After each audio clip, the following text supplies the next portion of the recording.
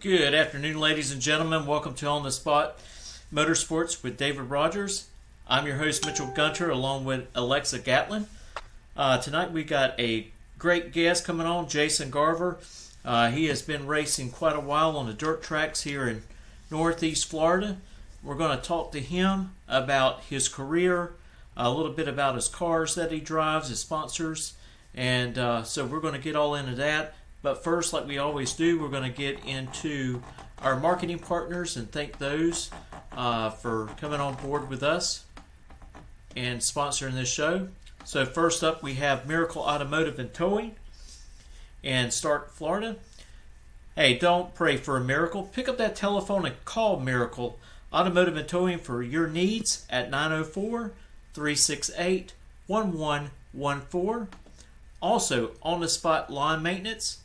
Hey, full service lawn care for you. Give David a call at 904-966-1633. And also, our last sponsor for tonight is going to be Harry Business.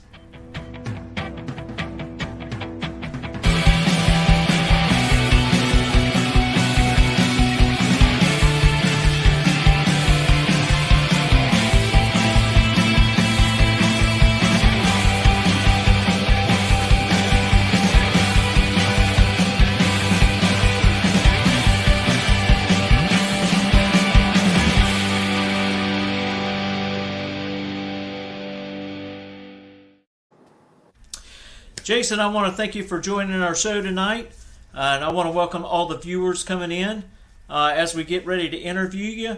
But first, would you like to take the time to introduce yourself? Yeah, thank y'all for having me on the show. My name's Jason Garver. I've raced around Florida and South Georgia, Tennessee, North Carolina, South Carolina for the last probably 25 years, and it's kind of a hobby that just keeps growing and growing, and just something fun to do. Well, Jason, how long have you been racing totally?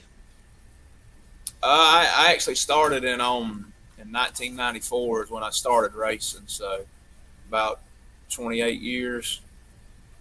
So right after we graduated? Yeah, I actually ran my first race. If you want to be technical, the last race in 1993 at Putnam County Speedway down there was the first time I ever raced. So actually, I guess you could say since 93, but really didn't start doing it very regular until 94, 95. So I just kind of say 94 is when we won my first race. So just kind of go with 94. So we know you started racing on asphalt. Was it hard adjusting from asphalt to dirt? Yeah, actually, when I first started, I actually started on dirt and ran. Racing was kind of in a trend of dirt was going out and asphalt was coming in, so I kind of hit in and I ran probably my first 5-6 races on dirt, and then went to asphalt, and we just kind of stayed with the asphalt for a pretty good while. And probably I ran some dirt off and on through the years, but about 10 years ago, the tracks around here, asphalt car counts were falling off, so we went to dirt just where there'd be a little bit more competition, and just a lot of the asphalt tracks around here were turning to dirt, so we just wanted to have where you're a little more convenient, where you could race close to the house and not have to travel far away. We was getting to a point where we'd had 2 hours was our closest asphalt track that had many cars, so that was kind of why we decided to make the switch to dirt. With that switch, that was going on.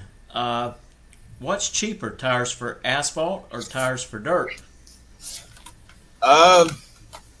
It's six, one half a dozen other tires are probably one of your biggest expenses in racing, and asphalt or dirt, you're gonna spend a lot of your budget on tires. Probably the only thing that's close to that budget is your motor budget. So tires and motor are the two biggest things. When you're writing the bills, you got a lot of tire bills and a lot of motor bills.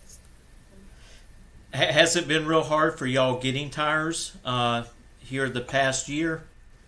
Yeah. Actually, last year or so, they just due to COVID-19, messing everything up, there's tire shortage. There's, even some part shortages, a few parts we have trouble getting from time to time, but the tires have definitely been probably the hardest thing to get. And, you gotta beg, borrow, and try and anywhere you go, try and see if you can get some. And a lot of tracks have got where they only sell you like one a night when used to you could show up by 4. So you really got to do a lot more tire conservation now than you had to in recent years. Well, I even noticed, on our side with me and Alexa drag racing and stuff, it becomes a little difficult to find tires even for cars for drag racing, and and there's also been a little bit of shortage when it comes to glue to spray down on the track. So it's affecting motorsports across the board, no matter what you race in. It's definitely hurting the sport quite a bit. Yeah, I agree. It's hard to race if you ain't got no tires. So that'll definitely stop show. About fuel, you got to have fuel and tires for sure. Oh, yeah. So while we're on the topic of it being so expensive, because we both know how expensive it is, I've been trying to get sponsors. Who are some of your sponsors?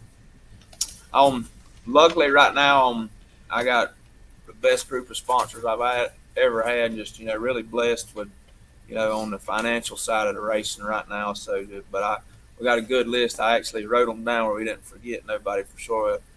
Olin's Mobile Home Transport, Hillendale Quality Feeds, Olin Premier Homes, Mack Industries, OTI, Henry Hodges Construction, Keystone CarQuest Auto Parts, Egerton Tree Service, Coward Air, The Priest Heating and Air, Full Throttle Framing, Eat More Beef, Hershey's Taxidermy, Durham Race Engines, Left-Handed Motorsports, H&R Engines, Corey Engines, Johnny Collins Motorsports, Hitman Suspension, Big Frog Shocks, Finney Shocks, Wilson Race Cars, Devane Carburetors, McLennan Carburetors, Bo Allen Frame Shop and Repair, ATC Bolts. Some of them, just product sponsors and just help us with different services, but it takes that whole group to make things happen for me, because like we talked earlier, racing and tires, it's just, if you add up the amount of tires and stuff, I mean, you just, a normal working person like me, ain't no way they can afford to, do what I'm lucky enough to get to do every weekend. So it takes, all them people or all them sponsors, but not to mention, a whole small army of people too, to get all these cars ready and stuff through the week too. So we just really thankful and really blessed right now. So just enjoy it, or, what I'm saying? Because it ain't always been like this, and you don't never know when, you might not have it. So just really just trying to seize the moment and enjoy everything. Do you want to have a moment to mention all the people behind the scenes that help you get your car ready week in, week out? Yeah, I got like I said, a little small army on the Left-Handed Motorsports, one of the sponsors I mentioned, Tony Devine. He kind of is heading up our crew right now, and he's really great. Without him, we couldn't do it, but it ain't just him. We got family and friends, Fletcher and Ryan, son-in-law Luke, Chris Olin, one of the sponsors. He comes and works like a dog with us. Harold Davis, Uncle Gene, Charlie Howard. Them's just, some of the main ones I can really think of. We got Jacob Moore. He comes and helps us some. I mean, we got, like I said, really blessed to have a really good group of people that want to help, and, sometimes show up at the track, and competitors. I mean, Sean Monahan, he even comes and helps with us, and we race with him. A lot of people think racing, they'll come help us. Kevin Mills, Rai Mills, they help us a lot.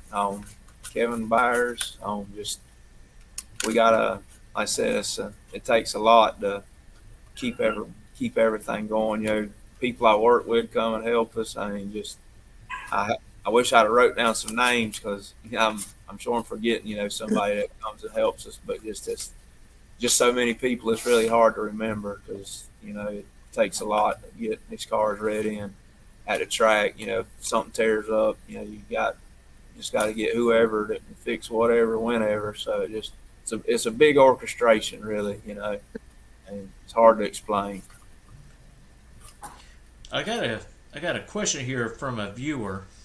It says, average, how many races will tires last, or do you change them every time?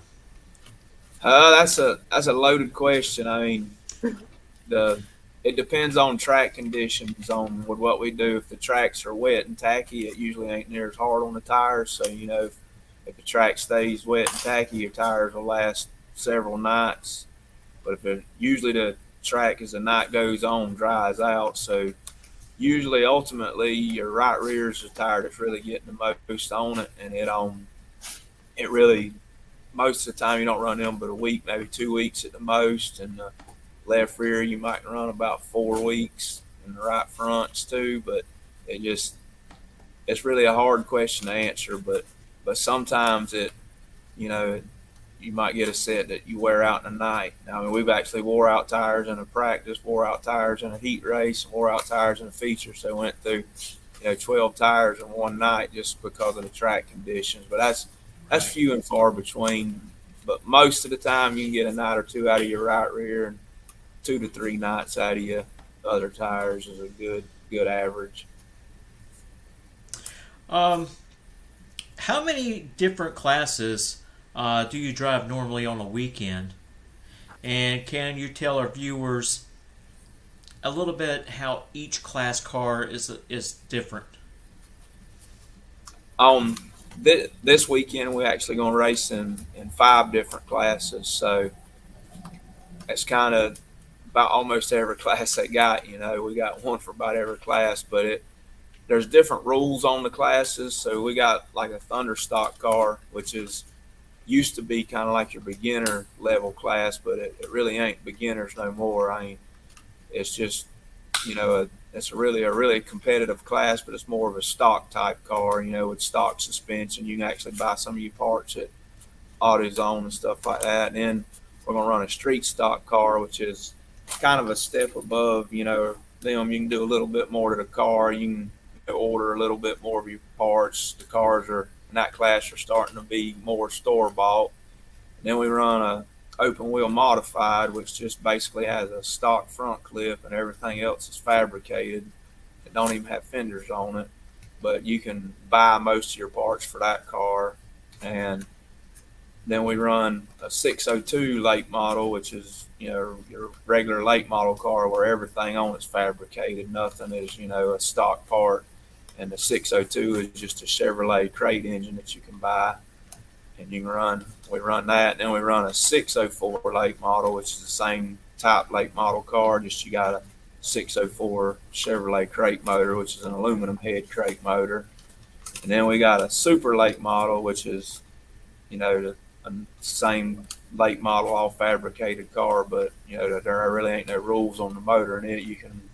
All the motor you can put under the hood. So it's more or less the order I just listed them in is kind of the order of expenses. The Thunderstock's a cheaper car, and so on and so on. But they're just every year the racing just gets more and more expensive with technology advancing, and you can buy so many parts where years ago people used to make their own stuff and kept the prices down, but now you can sit down with a magazine and pretty much build your car, and when you do that, the price goes up a lot really quick.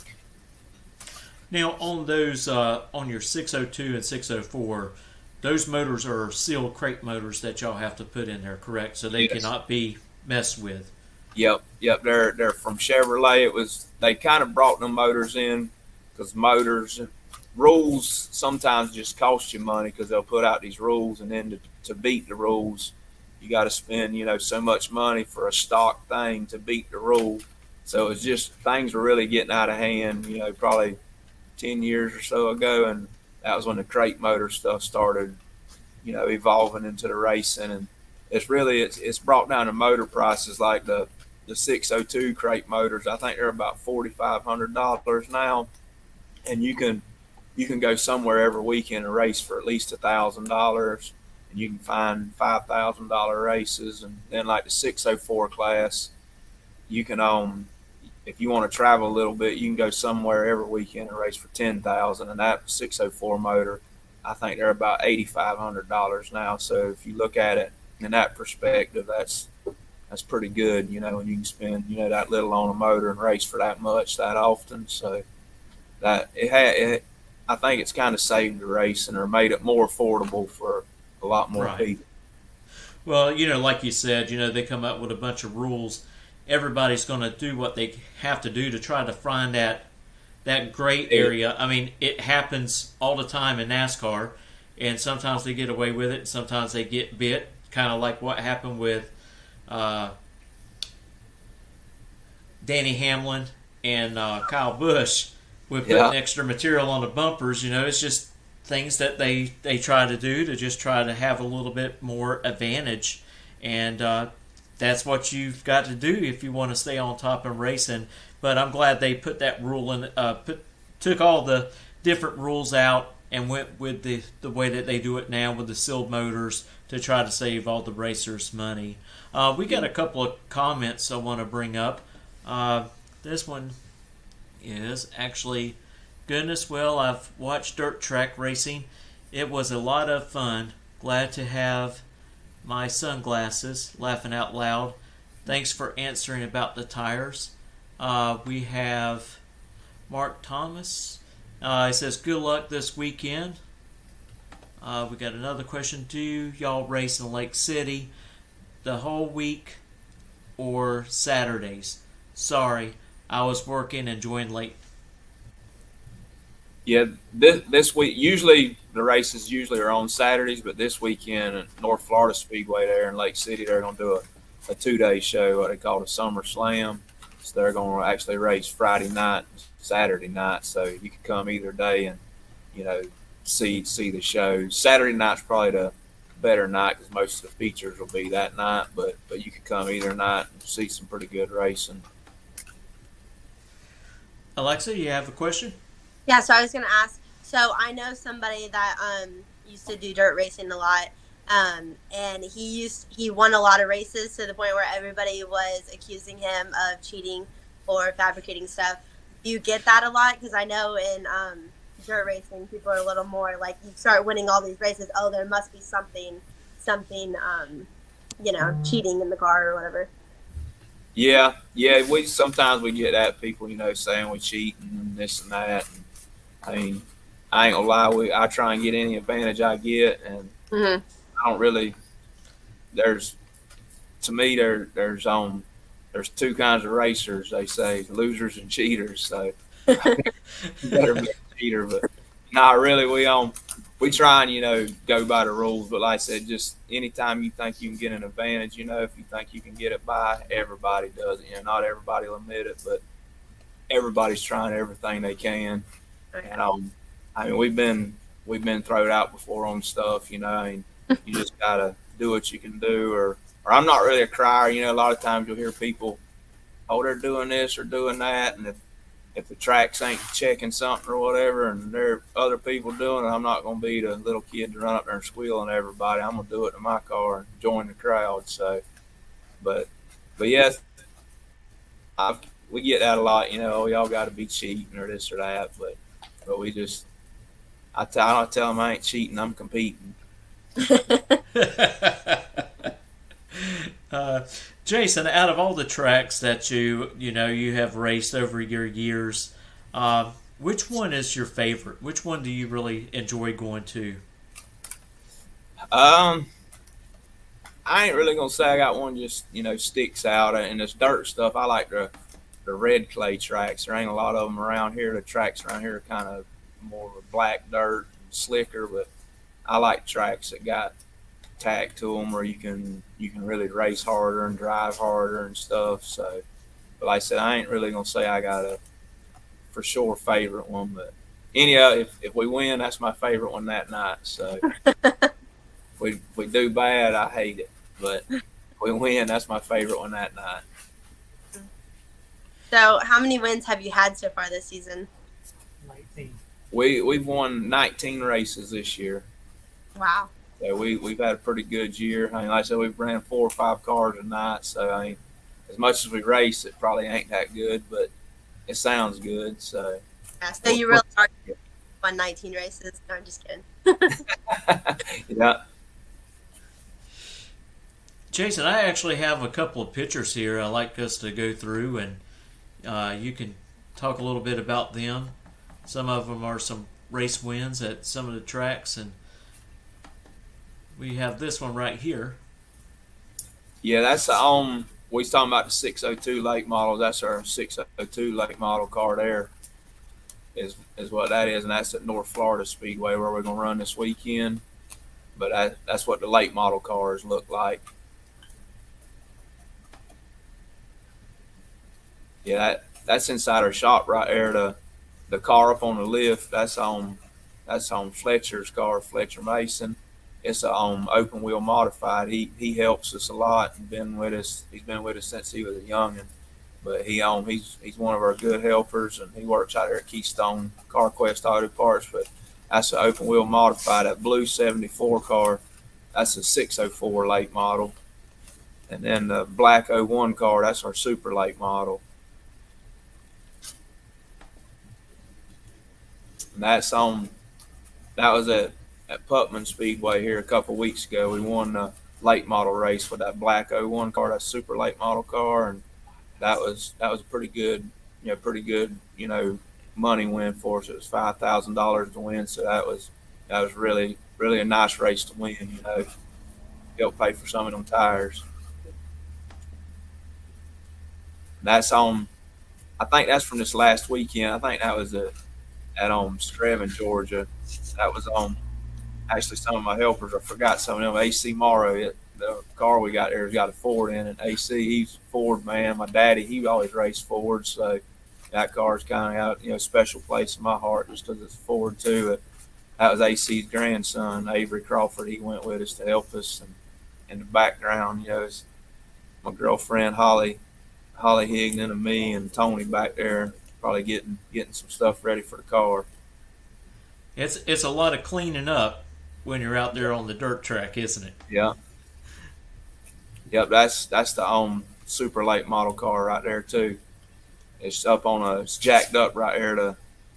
We got like a lift that'll go under the car to jack it up when you come in, because every time you come in, you got to do some work to it. So you gotta jack them up a lot. So that thing there just saves us a lot of jacking with a jack. And that's our open wheel modified car. That's at North Florida where we're gonna run this weekend too. That's the one I was telling you. It just got like a stock front clip, and everything else is fabricated. You can see it. It don't even have fenders on it, but they're pretty neat looking cars to me. I've always liked the modifieds. To me, they look like a race car. They look sporty with no fenders. They're fun to drive because they got small wheels and usually got good horsepower motors, so they're always fun. And that's a street stock car right there. That's on Rodney Sorrell's car, full throttle framing. McKinley Trucking helps us on that car also too. But that's a street stock style car. It's actually a Camaro frame, leaf spring Camaro. Now, was that the weekend that you won 3 out of 4? Yeah. Yeah, we actually are, talking about the cheating. We actually won all 4 of the classes we ran, but the stock class car, you got to run like OEM brake pads, and we had a set of racing pads because all the other tracks we run at, you can run the racing pads. And when we go there for the bigger races, we would usually change them just because they're more apt to look at something kind of like that. But that night, actually, me and the second place car both had the wrong pads, so the third place car actually won the race that night. Well, Bo Allen says, do you think you can do a full sweep this weekend? And so did Mark Thomas. We hoping. I mean, we actually got a car at Bo Allen's right now getting the frame fixed on it. So if he's got that frame fixed good, and he always does a really good job with that, I think we can pull a full sweep. But we that's our aim going. But realistically, it'll be really hard this weekend. They're paying good money for the races, so you're gonna have a lot of competition in every class. So if we can bring all 5 cars home not tore up, that'll be like a clean sweep. But if we can win a couple, that'll be just icing on the cake. Alexa, you got a question? Speaking of, since you've been racing so long, have you had any major accidents or? Yeah, I knock on wood, I hadn't never, got hurt. I've been sore and stuff like that, but knock on wood, or thank the good Lord Jesus for always looking out for me, and just I've never been hurt. We've had all kinds of crashes. We've totaled out cars and flipped them and crashed them, and I mean, we've had lots of bad wrecks. But like I said, luckily, just always able to, walk away and keep doing it. So I'm thankful for that, because I got a regular job, so they might not like coming banged up on Monday. So we thankful for that. Hopefully that streak will keep going there.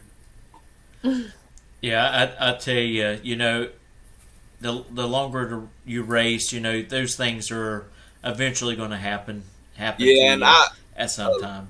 A little bit of that stuff happening is they got tech where they look at safety stuff on the car, so the techs, make sure you got all the stuff you need. And two, I've always tried to go above and beyond, like when they come out with new stuff, like when Dale Earnhardt got killed and they started coming out with the head and neck restraints. I was one of the first people to start wearing them at Ellisville back then, and I remember a lot of people, kind of like make fun or whatever, like, oh, you think you're in NASCAR or whatever. But about 2 years after I wore it, a guy out there broke his neck, and the next week about 15 people had the head and neck things on. So I've always tried to, if I felt like there was something that I could get that would help me, I've always tried to be proactive and do it, just because some injuries last a lifetime. So Right.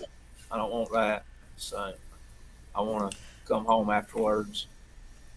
Well, you're speaking about, safety equipment and everything, your PPE, however you want to call it. What layer of jackets and pants do y'all make y'all wear? They're not real strict. I'd be lying if I told you the exact thing they say, but you do got to wear a fire suit. But I don't think it's like drag racing where they tell you like you got to have a SFI such and such. But I actually I got a triple layer suit that I wear.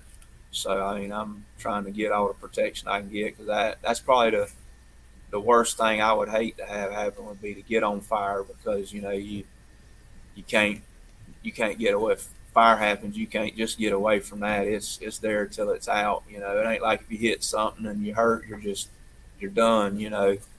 But if fire gets on you, that's going to be severely painful, and not to mention long recovery. So I've always tried to have good fire suits, and always make sure I try and have good fuel cells, and try and run my fuel lines where there ain't no way they can get cut. I've always really kept an eye on that kind of stuff.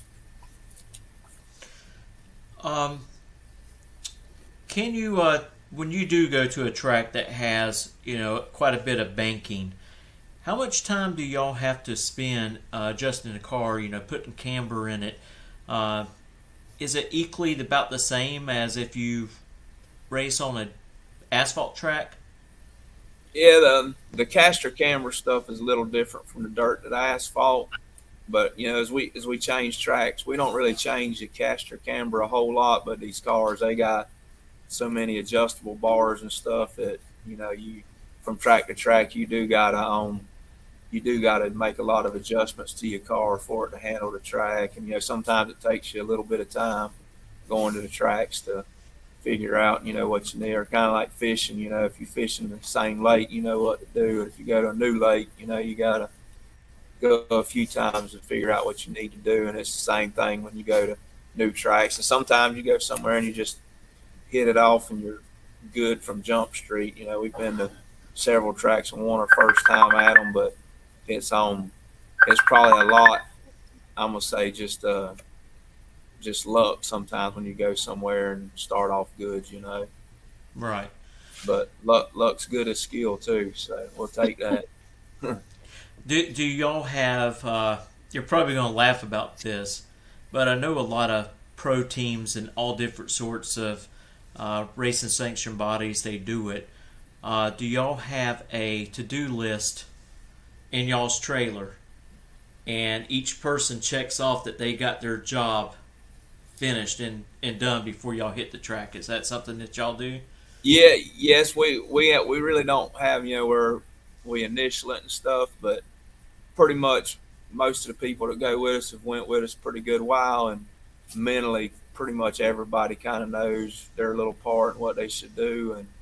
And at the shop, we don't really put no list on there, but we know, or what I'm saying, usually everybody's got a mental list. It'd probably be better if we actually had something you could write and sign, but we work on so many cars and do so much that we ain't got time to be signing papers. We got to do stuff. We ain't, or what I'm saying, we ain't got time for paperwork. Y'all got to jump right from one car and go right to the other and get it ready. Yeah, definitely. Alexa? Yeah. So we've been talking a lot about how most people aren't going to get out of their house and go visit a track. They normally just want to watch on their phones or on TV. Or with drag racing, we really don't have a crowd much, except for at the big races. You have all the guys out there making bets and stuff. But do you guys have usually a big crowd? Or? Yeah, the tracks they get pretty good crowds, especially when there's bigger paying races. They have crowds, but here lately they've on the like Flow Racing and Dirt Vision. There's so many different places now that come to the tracks and film it where people can sit home and watch it, and it's just that seems like it's really growed a lot in the last few years. And like this last weekend, we went and ran the super late model car, this black 01 behind me, and it was all televised on Flow Racing. So that was, that was pretty nice. People that couldn't go with us, whatever, they could sit at home and watch it and know, everything that went on. And two, if you're like, we want to get more into running these super late model cars, but they, going back to tires and fuel, they're a lot more money, so we're trying to, get more, I guess you could say, McDonald's or bigger type sponsors to do some of that. So, when you can tell a sponsor, oh yeah, we're racing on TV, I think that really helps if you're trying to get a sponsor or something. They just know, it ain't a bunch of rednecks out in the field, just drinking beer and racing. If it's on TV, at least they can see what's going on and they can tell people about it. Everybody can watch it if they can't make it out to it. So I think that's going to help overall all the racing for the dirt people, because a lot of the tracks, their normal shows are on TV, or you can subscribe to all these channels and watch them. So that's pretty neat. I like, or if we don't go racing, I can watch and see what's going on. So I like that. With Alexa bringing that up, you're talking about Flow Racing. They are actually growing quite rapidly in the sport of dirt track racing, asphalt. They're getting into drag racing. I mean, they're really expanding big. Do y'all have anybody that live streams, like the local nights at Putnam Speedway or Ellisville? Yeah, there's a Dirt Dobbler video. He kind of started off doing a lot of that, and now he's I think he actually might be working for Flow, or he's doing some stuff where he's getting paid. But there's a handful of people that'll come to some of the races that don't do it. And there's JC Cherokee. He comes to some of the races and he'll have them live on Facebook and stuff like that. But there's a handful of people that'll come and live stream them. So that helps, too, getting people interested in racing too. They can flip through Facebook and see something they ain't never seen. And I've had a few people say they've watched it on Facebook and they want to come see it. So it just introduces more people to the racing. Yeah, I actually started live streaming the races from Gainesville Raceway, and that was something that was never really done in the past, or especially our bracket series racing. And so we're actually looking for the chance to do more of that at different tracks in Northeast Florida. If it's dirt, asphalt, drag racing, or even some of the stuff that they might be doing at the firm. We're all open to go to those places and live stream. And by mentioning that, we're looking for marketing partners to come in and help us to make it affordable for us to go do those things. And we're at a time and age where, I know I talk about it all the time, but we have a lot of tracks closing. Alexa was talking about it. We all have to work together to try to get people involved in racing, just as fans, to try to influence them to say, hey, bring your family out one night to Ellisville or Putnam Speedway or Gainesville Raceway. What's the big deal paying $15 getting in? I know at Gainesville, kids 12 and under get in free. I don't know about Ellisville or Putnam, but bring them out for a night and let them enjoy it. And I said, one thing about kids, you get them around that kind of stuff, they're going to get involved in it one way or another as a fan, or they want to drive, or they want to work on the car. Hey, if you get them involved in some kind of racing, they're not going to have no money for no drugs. Yeah, I agree. When I was, getting into the racing, I was, young and, just a kid, and it probably kept me out of a lot of trouble over the years, because if you got a race car or in it, a lot of your time is took, in the shop getting stuff ready. So, yeah, I agree with you. And them kids, they'll grow up and they'll race, and, it just keeps the sport going. So, yeah, I think kids are definitely the future of it. Definitely. Speaking of, younger kids and stuff, do you have anybody kind of shadowing you and in the steps of jumping in one of your cars and racing? Yeah, we own, or Fletcher that helps us. He, like I said, I've known him since he went to the races with us when he was young, and his daddy always helped, and he stepped up and he's got into racing. He's been very successful for no more than he's raced. He's doing real great. So he's kind of, feel like I've helped him a lot. I got my nephew, Terry Conrad. He's actually coming into it, and I'm gonna try and help him, try and show him and get him going. And Ashton Garrett, he's coming up. Your nephew, Brody Gunner. I really ain't been able to help him none, but just I've talked to Brian a lot, about stuff here or there. But he's up and coming racer.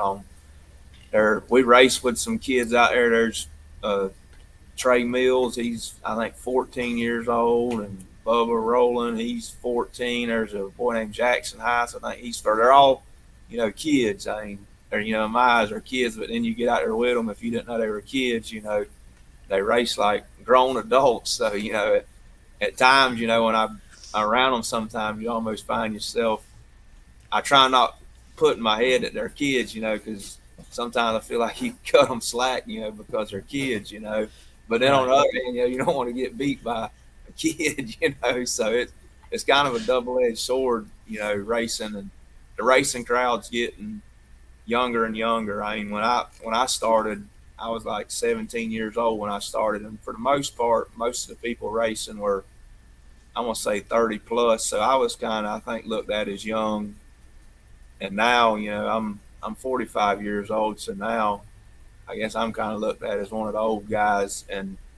But most of the racers, for the most part, are getting younger and younger. So it's just crazy how young kids are getting into, and how good some of these kids are. All that I said, Fletcher, he started, he got real good real quick. Trey Mills, Jackson Heiss, Bubba Rowland, they're all good. And Brody, look at all he's done. It's amazing that these kids are that good at that young age. I wish I'd have been 14 years old racing. I didn't actually start racing until I was 17, but now if you start when you're 17, you're racing with people who got 10, 12 years experience. So, it just puts you behind. Right.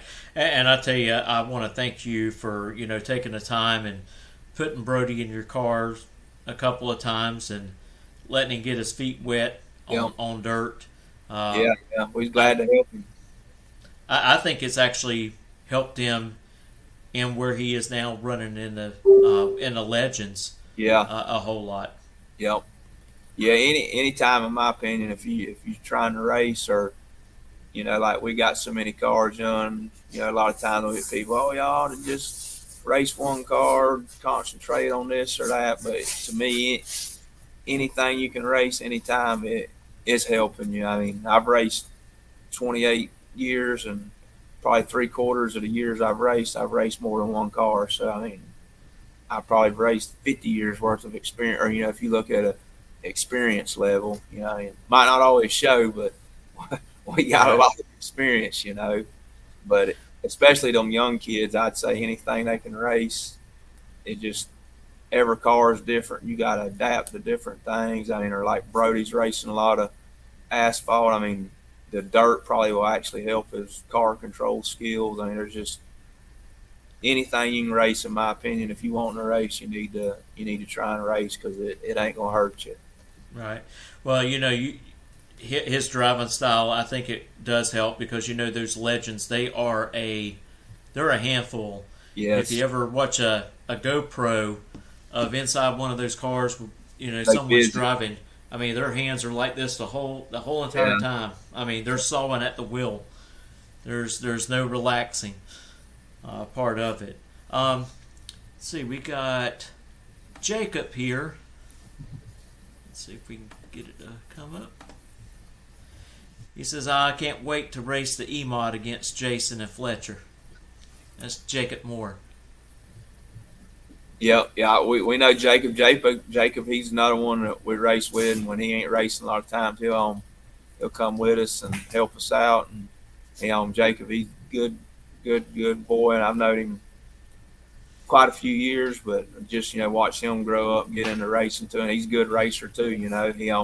He's trying to get his program together and get going, and just it takes a lot to race these cars. I mean, some people come and watch, and I don't think sometimes they understand just the amount of effort it takes to have one car and to get it together and have you enough people to go to the track, and all the things that got to go right, and just all the things you got to do just to make it out there. So, I mean, it's quite a feat really to just have a race car and make it to the track. I mean, there's a lot goes into it, Well, Barlow Lee says, go Jason, go. Yeah. And I think this person right here. Yeah, that's my sister there, yeah. Right. Yeah, I'm glad she said I'm her favorite. Your brother, she just said favorite. With everything that you have done over the years and stuff, and all the accomplishments that you have met, is there anything else out there that you would like to do to conquer? I mean, if probably a year ago I would have probably said no, but I mean, I got great owners, Chris Olin and Harold Davis. I mean, they're great, and I mean, probably a year and a half ago, I felt like we'd probably done all we was gonna do, or all. I mean, I was past anything I'd ever dreamt of then, and now, we're growing new dreams every day. We got the super late model car. I mean, we want to go and, race, with the best people in the nation, and that's quite a stretch, for what we're up against, but that's our new dream. It's kind of a group dream, and we want to do it. But like I said, it just takes a lot of money and time, and it's just hard to get on one of them national circuits and run competitive. But that's our new dream. That's what we're going to be concentrating on here. So that's our new goal in life. Yeah, I tell you what, when you talk about that, you got to bring so much money on top to have those opportunities. It's wild, and we had talked in the past, you've got thousands and thousands of racers trying to meet that dream, and it's very difficult. Well, Doyle Boatwright says, be as good as Doyle Boatwright. Yeah, hey, I'm trying. I'm trying. Yeah. Yeah. Doyle, he's helped me a lot over the years. Really, Harold and Mr. Henry Hodges, we drove for.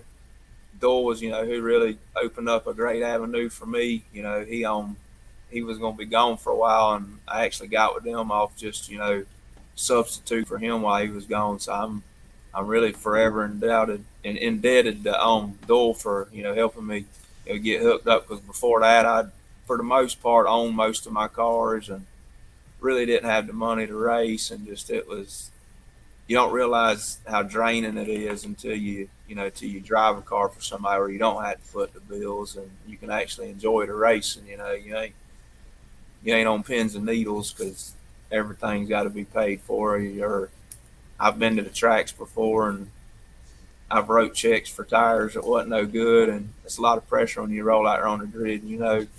We got to win at least $600-700 to pay for everything we just wrote a check for, and Right. it always worked out. But I've had a lot of intense moments before trying to make sure I could beat the check to the bank Monday, just to race. So I'm really thankful for the situation I'm in, because now, like I said, I got great owners, great crew. There's a lot of that pressure that ain't on me. I can actually concentrate on racing, and not having to worry about the financial side, So that's a great blessing. Yeah, I tell you what, marketing partners, they are wonderful to have. Like you said, it just melts the stress right away from you. Alexa, do you have a question? I think I asked all the questions. I want to ask you something, and this is what I have been told in the past, and you can tell me if it's a story or if it's really true. But I heard that you go out there to Ellisville back in the day, and you would beat somebody with their car, and the driver would be so upset with their car that they would sell it to you. You would fix it and get it ready, and go back the next weekend and beat them again in their old car. I don't know. It's kind of, I guess, maybe partly true. We bought cars, from people we raced with and stuff. Just a lot of, like, when I was owning my own stuff, I'd usually wait, or somebody had a good car, I'd usually wait till they had it crashed up and didn't want it no more, and I'd go buy it and fix it, and we start racing it. So yeah, we bought cars from competitors a lot over the years and raced them. So. Well, one thing I didn't ask you, when you first started getting into racing, who did you look up to? Who was your hero? I'm gonna say I've had lots of heroes. Probably when I first started, my daddy raced naturally when I was a kid, so naturally, that kind of what really put the racing bug in me. But when I actually first started racing, I probably, Davey Allison, I looked up to him, which he had got killed. So I was actually wanted to be number 28. And when I called to get my first number, they said it was took. So they said, how about 27? So that was how I actually became 27. But kind of him. And then when I got racing, one of the first, some of the first people to really, take a liking in me, or, help me a lot, show me, a guy named Tim Conrad. He was kind of one of my early heroes. He kind of took me by the hand and just, showed me a lot, and just coming up, my heroes chime, or, what I'm saying, I just, people that are successful and do good, I just try and watch them and try and just pattern what they do, or just try and maybe be around, or just see how they do things, or just see their recipe for success. And, if stuff's working for other people, it can work for you, and I just try and get around people and take all the good out of them. Try not to pick up their bad habits, just pick up their good habits. But I've had a bunch of, hero. I ain't too many to list, really, but naturally, like everybody, I like Dale Earnhardt, you talk about ones everybody knows, but I've had a lot of local heroes, the people we raced with, just people you want to be like, I guess, more or less, I guess is what I'm saying. Well, here's someone right here says Jason is most definitely my role model. Christian. Yeah. Yep. Hey, if we can be a role model, that's good. I try and do things right, and not get out of hand or whatever, So I always, kids, even though we don't race, like NASCAR or not like, there's still, I think a lot of kids where we go that are watching you, and they want. I mean, or you're talking about racing heroes. Actually, when I was a kid, Dickie Ferry was probably my hero, and when I was a little kid, I'd go to races with my daddy, and I thought Dickie Ferry was the neatest, and Guy Freer and Stark, actually Jack Frazier. I watched them a lot. I can remember being a kid and I would just watch them. I mean, you little, I want to be a race car driver. I want to be like Dickie Ferry and Jack Frazier. So I mean, it's just, I guess people like that you look up to, you're gonna kind of do what they do. And luckily, they were both good role models when I was a kid. And actually, Dickie's still in racing. I actually went for a while and he built some of my motors. So Dickie actually helped me a lot when I got racing. He helped me a lot over the years, and he still owns cars and we race with him. And, just pretty neat that he was always, kind of one of your heroes when you got to kind of interact. I actually drove one of Dickie's cars a time or two when we was racing asphalts. That was always pretty neat. Well, your sister said they had a cat named after. Yeah, that's right. We did. Yep, we had a cat named Dickie Ferry, and I was probably the one that named him. So, but yeah, when I was little, Dickie Ferry, and like I said, I like Davey Allison, Dale Earnhardt, all them type guys. Probably in later years, I like Kevin Harvick, Tony Stewart, them type guys. The newer NASCAR, I really ain't got a lot of favorites now, just because a lot of them, they're so young, it's hard to pull for some, or it's just hard to pull for some of them. But I like Chase Elliott. He's probably, I'm gonna say, my favorite of the newer generation NASCAR people. But, yeah, who I really enjoyed watching was Greg Biffle. Yeah, I always thought Greg Biffle was a great driver. Worked his butt off to get into the truck series with Roush, and just continue working right into the Sprint Cup series, and came up twice, really short of grabbing a championship in the Sprint Cup. And I think one of those races, Tony Stewart was the champion that year, and I think Greg Biffle was like, I don't know, maybe 4 or 5 points behind him from actually winning that championship. And I always liked him. I thought he had a good demeanor about him. And he's still racing now. Now he's racing that new series that Tony Stewart's got going on. Yeah. He's been racing in that. He's been racing with those trucks, stadium trucks. He's been doing that. And so I still follow him from time to time. And I actually got a piece of sheet metal right over here on the wall. That's part of a rear quarter panel off of his Bug Be Gone car. So, but yeah, that's who I always liked. Speaking of NASCAR, Jason, who do you think is probably going to be the champion this year? And I want to ask Alexa the same. I'm gonna say you about got to go with Chase Elliott. I mean, he's pretty much good on a lot of the different type of tracks they all go to, and he's always right there. And just like this last weekend, he didn't win, but he was close enough where it ended up that he won and got the points. So I mean, I'd say he's gonna be a champion, or maybe a late season push by Kyle Larson. He's another one I like in NASCAR. Actually, I don't know how you forget about Kyle Larson, but I mean, just all the stuff he races and does. I really like him. Mm-hmm. Who do you think's going to win it, Alexa? I don't really get to watch much on TV, period. Especially not NASCAR, but I am a Joey Logano fan just because of my grandma, and me and my dad have been Kevin Harvick fans, so I'm just gonna have to root for them. Well, I tell you what, that's another driver that I really like is Joey Logano. I think he's really good to the fans.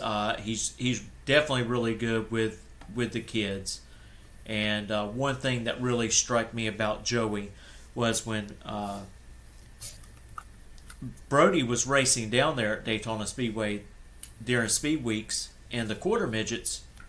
Joey would go down there and watch the kids, and in both occasions, Joey sit right down with Brody, and they talked and talked for seemed like an hour. He said, and said he told Brody, he says, these cars are way different than when I used to race them. He says we used to just haul them in the back of a truck to the track and pull them out. He says now everybody's got double stacked trailers and 5 or 6 man crews working on a quarter midget and stuff. And Brody goes, no, not us. I said it's just me and my dad. Yeah. But I've always liked Joey for that reason right there, just taking up time with young people. Yeah. I think it's going to come down to a couple of drivers. I think it's going to be pretty close the last couple of races to go. And I think Larson's going to be there, Chase Elliott. And I look for someone like a wild card that's not really in contention of doing it. Maybe a Joey Logano. Maybe Kurt Busch comes back from his injuries, gets back in the car, gets that all straightened out, and maybe Kurt Busch can make a push for a championship. I know that they have been doing a whole lot better this season than what they have, in the past. I think that program is coming around for that motorsports team. I think they've only been around 2 or 3 years. 23 motorsports. Yeah, not very long. Yeah, I think 2 years. So I think that he's got a chance if he gets back in the car and he can get back to focusing and put that accident behind him. And Yep. I hope by the next race he gets cleared, because right now he can't race at Indy. So it's just one of those things that they're having to watch from day to day for NASCAR to give him the green light to go. Well, Jason, I tell you what, it's been a great show tonight. I really do appreciate you coming on and talking a little bit about slinging dirt. Majority of the time we do have a lot of drag racers that come on here, but we're trying to expand and get some local guys in from time to time and look at different sanctioned bodies of racing. Because to me, if you're a gearhead, I am, and I'll watch anything. I'll watch NASCAR, the Truck Series, IndyCar, Formula One. If it's on TV, I'm going to watch it. Yep. Well, I enjoyed y'all having me on and appreciate the invite. And we'll look forward to the next time. Well, we're going to wish you all the luck in the world this weekend for you to go get a 5-car sweep. Yeah. That'll be 5-class sweep. That'll be nice and some nice money in the pocket. Yep. So, again, thank you, Jason, and maybe we can get you back on near the end of the season. That's one question I was going to ask you. How many more races do y'all have left this year? I can't really tell you a number, but we're going to probably race somewhere about every weekend until probably 1st of December. So they're going to have it kind of slows down.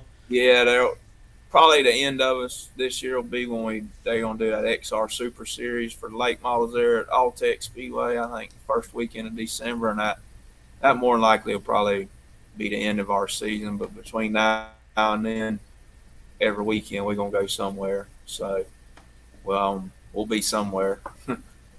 Are they still racing a Waycross? Yeah, they still race in Waycross. They race maybe like once a month.